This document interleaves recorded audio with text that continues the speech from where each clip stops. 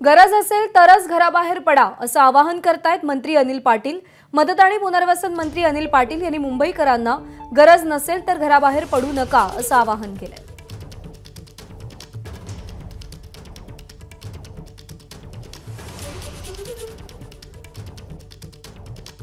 अनुभव होता, कदाचित हा तुमचा रेल्वे ट्रॅकवर चालण्याचा पहिलाच अनुभव नाही। हा याच्यापूर्वी मी असं पावसामुळे कधी रेल्वेच्या ट्रॅकवरून चालत गेलेलं नाहीये, पाणी अडल्यामुळे।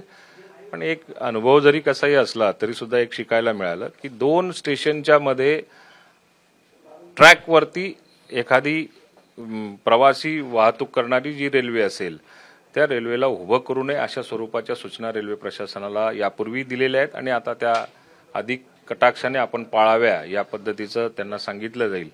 कारण 2 स्टेशनच्या मध्ये ट्रॅकवर गाडी उभी राहिली स्वाभाविक आहे, मनुष्य स्वभाव असतो, तो खाली उतरतो, आपल्या घरी पटकन जायचा प्रयत्न करतो। त्या दरम्यान समजा जर का अशा ट्रॅकवर असलेल्या पाण्यामध्ये किंवा त्यांची एखादी नाली असेल, एखादा नाला असेल, एखादा पाण्याचा अंदाज न येणारा समजा जर का पाण्याचा डबका असेल, त्या परिसरामध्ये नागरिक जर का गेले आणि चुकून त्यांचा पाय निसटला तर कुठलीही दुर्घटना होऊ शकते।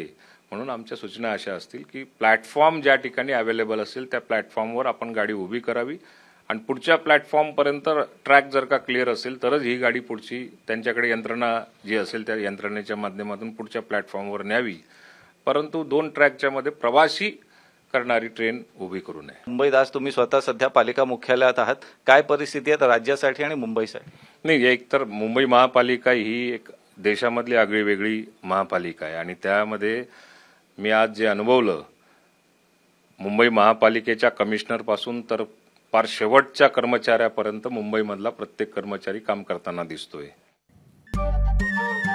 नमस्कार। मन सुद्धा तुझं ही एबीपी माझावरची वेगळीच मालिका खूप गाजली। हिचा दुसरा सीझन केव्हा येणार अशी अनेकदा विचारणा झाली, पण आता प्रतीक्षा संपली। लवकरच येतोय सीझन 2। मन सुद्धा तुझं। होई मन सुद्धा